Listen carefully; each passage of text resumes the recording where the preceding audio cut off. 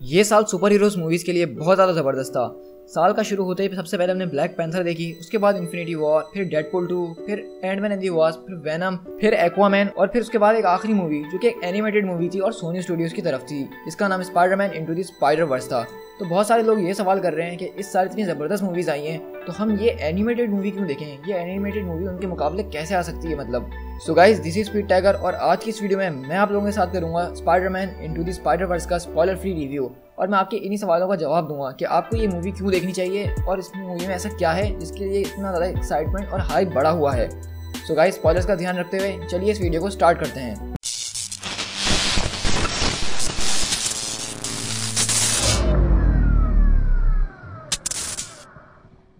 तो हमेशा की तरह हर मूवी का रिव्यू करते हुए मैं डायरेक्टर का नाम सबसे पहले देता हूँ, लेकिन इस एनिमेटेड मूवी की खासियत ये है कि ये इस मूवी के जो हैं 3 डायरेक्टर्स हैं, जिनके नाम पीटर रैमसी, रॉबर्ट जूनियर और रॉन्डी रॉटमैन हैं। और ये तीनों डायरेक्टर मैं कहूँगा कि इस मूवी को डायरेक्ट करने में इन्होंने बहुत ज़्यादा ज़बरदस्त काम करा है। इस मूवी की डायरेक्शन अगर आप देखेंगे तो आपने इससे पहले आज तक कोई ऐसी एनिमेटेड मूवी इतनी स्मूथ एनिमेशंस नहीं देखी होंगी।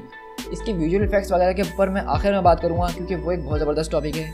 लेकिन अगर हम बात करें कैरेक्टर्स की, क्योंकि इसमें हम कास्ट की बात नहीं करेंगे क्योंकि इसमें सिर्फ कास्ट की वॉइस होती है और बाकी काम सारा एनिमेशन का हो रहा होता है। लेकिन अगर हम कैरेक्टर्स की बात करें इसमें, जैसे कि इसका मेन कैरेक्टर जो था वो माइल्स मोरेलिस का स्पाइडरमैन था, जो कि अल्टीमेट यूनिवर्स का स्पाइडरमैन है, जहाँ पर इसका अपना स्पाइडरमैन यानी पीटर पार्कर मारा जाता है और उसके बाद माइल्स मोरेलिस उसकी स्पाइडरमैन की जगह ले लेता है। तो इस स्टोरी में हमने सिर्फ माइल्स मोरेलिस का ओरिजिन नहीं देखा, बल्कि साथ साथ जो दूसरे स्पाइडरमैन जो कि दूसरे मल्टीवर्स से इस यूनिवर्स में आ गए थे उनका ओरिजिन भी इसमें इन्होंने बहुत अच्छे तरीके से बताया। और इस मूवी में सबसे बड़ी बात, इन्होंने ये बात हमें बहुत अच्छे तरीके से समझाई कि मल्टीवर्स का कॉन्सेप्ट क्या है और स्पाइडर वर्स का कॉन्सेप्ट क्या है। क्योंकि कॉमिक्स में भी बहुत सारी दफ़ा इन लोगों ने स्पाइडर वर्स को समझाने की कोशिश करी है, लेकिन लोगों को फिर भी इतनी अच्छी तरीके से स्पाइडर वर्स समझ में नहीं आती है।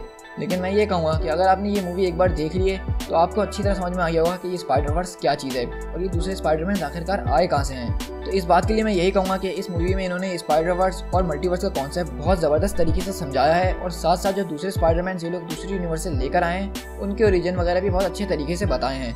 ओवरऑल अगर देखा जाए तो इस मूवी को कैरेक्टर बिल्डिंग में फुल मार्क्स मिलते हैं। इन्होंने हर कैरेक्टर को प्रॉपर टाइम दिया है, हर कैरेक्टर की पावर्स को अच्छी तरीके से दिखाया है, चाहे वो विलन्स हो या हीरोज, उन्होंने दोनों के कैरेक्टर्स को बहुत ज़बरदस्त तरीके से डेवलप करा है।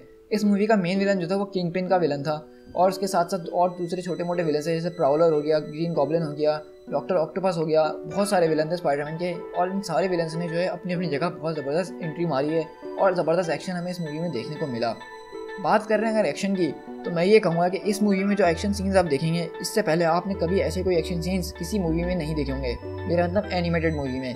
इस मूवी के एक्शन सीन्स ऐसे थे कि आपको ऐसा लगेगा कि आप कोई कॉमिक बुक पढ़ रहे हैं और उसका पेज आपके सामने ला के रख दिया गया हो। इस मूवी के विजुअल इफेक्ट्स इतने ज़्यादा ज़बरदस्त है कि आपका दिल ही नहीं भरेगा ये मूवी देखने से।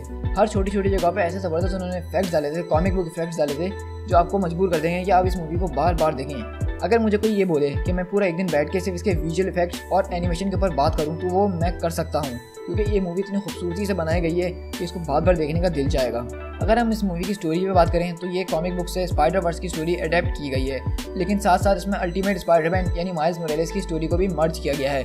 और मैं ये कहूँगा कि इस मूवी के अंदर कॉमिक बुक से बहुत ज़्यादा सिमिलैरिटीज़ हैं। हर 2-2 मिनट पर आपको ऐसा लगेगा कि आप कॉमिक बुक पढ़ रहे हैं और एक यही वजह है कि जो फैंस को जो है इस मूवी से बहुत ज़्यादा जोड़ के रखती है। आप कोई सीन मिस करना चाहेंगे ही नहीं, आपको कुछ मूवी स्किप करने का दिल चाहेगा ही नहीं, क्योंकि इस मूवी में हर मिनट में कोई ना कोई ऐसा सीन है जो कि कॉमिक एक्यूरेट है।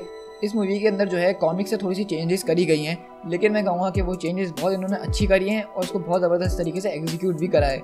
इस मूवी की मैं स्टोरी की अगर मुझे आप पूछेंगे कि मुझे इसकी स्टोरी कैसी लगी, तो मैं कहूँगा कि इस मूवी की स्टोरी अब तक की जो लाइव एक्शन मूवीज़ आई हैं बहुत सी, उनसे लाख गुना अच्छी थी और मैं इस स्टोरी के मामले में तो उसको फुल मार्क्स देना ही चाहूँगा। इस मूवी की एक सबसे बड़ी खास बात यह है कि इस मूवी को देखने के लिए ज़रूरी नहीं है कि आपने पहले पुरानी स्पाइडरमैन मूवीज़ वगैरह देखी हों, क्योंकि इस मूवी को जो है इन्होंने एक नए तरीके से शुरू किया है और हो सकता है कि इसके सीक्वल्स वगैरह बने, क्योंकि मुझे लग रहा है कि ये बॉक्स ऑफिस पे एक बहुत बड़ा धमाका करने वाली है एनिमेटेड मूवीज़ के लिहाज से, तो इसका सीक्वल बनना तो लाजमी सी बात है। लेकिन अभी के लिए ये है कि हमें इससे पहले की कोई और मूवी देखने की ज़रूरत नहीं है। अगर आप यही मूवी सबसे पहले देखने जा रहे हैं तो उसमें टेंशन वाली कोई बात नहीं है, आप इससे पहले कुछ भी मिस नहीं करेंगे। तो गाइस, चलिए मूवी की रेटिंग की बात कर लेते हैं और इस मूवी को मैं कहूँगा कि बहुत ज़्यादा ज़बरदस्त रेटिंग मिली है इस साल के हिसाब से, क्योंकि एक तो इस साल पहले ही बहुत ज़्यादा ज़बरदस्त मूवीज़ रिलीज़ की गई हैं और ऊपर से इस मूवी को बहुत ज़्यादा रिस्क था कि ये उन सारी मूवीज़ के अंदर कहीं दब ना जाए। लेकिन अगर हम इसकी रेटिंग की बात करें तो उसको IMDb ने 10 आउट ऑफ 8.8 रेटिंग दी है, और रोटेन टोमेटोज पे इसको 97% मिली है, जो कि बहुत ही ज़्यादा ज़बरदस्त है। इतनी रेटिंग तो मेरे ख्याल में इन्फिनिटी वॉर और ब्लैक पैंथर जैसी मूवीज़ को भी नहीं मिली है। और मैं इस मूवी को रेट करना चाहूँगा 10 आउट ऑफ 10 टाइगर्स। जी हाँ, ये मूवी इतनी ज़्यादा ज़बरदस्त है कि मुझे समझ में नहीं आ रहा कि मैं इस मूवी के अगर मार्क्स डिडक्ट करूँ तो वो कहाँ से करूँ। ये मूवी इतनी ज़्यादा कॉमेडी थी कि आपको हर 2 मिनट में हंसाएगी, हर सेकंड हंसाएगी। कोई ना कोई ऐसा सीन होगा जो कि कॉमिक बुक से एक्यूरेट होगा। और सिर्फ यही नहीं कि ये आपको सिर्फ हंसाएगी, इस मूवी के अंदर कुछ ऐसे सीन हैं जो कि आपको रुला भी देंगे और वो बहुत ज़्यादा हार्ट टचिंग सीन है। और मैं कहूँगा कि उनको बहुत ज़बरदस्त तरीके से एक्सिक्यूट किया गया है। आप भी वो जब मूवी सीन्स देखेंगे तो आपको भी हल्का सा रोना आ जाएगा।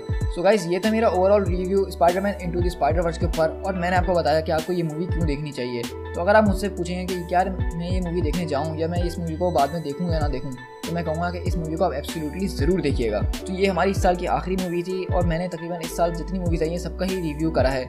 और मैं अब इसके बाद एक वीडियो बनाऊंगा जिसमें मैं सारी की सारी मूवीज़ को रैंक करूँगा, टॉप टू बॉटम सारी मूवीज़ को, चाहे वो DC की हो, मार्वल की हो, एनिमेटेड हो या सोनी की हो, सारी मूवीज़ को एक साथ रैंक करूँगा।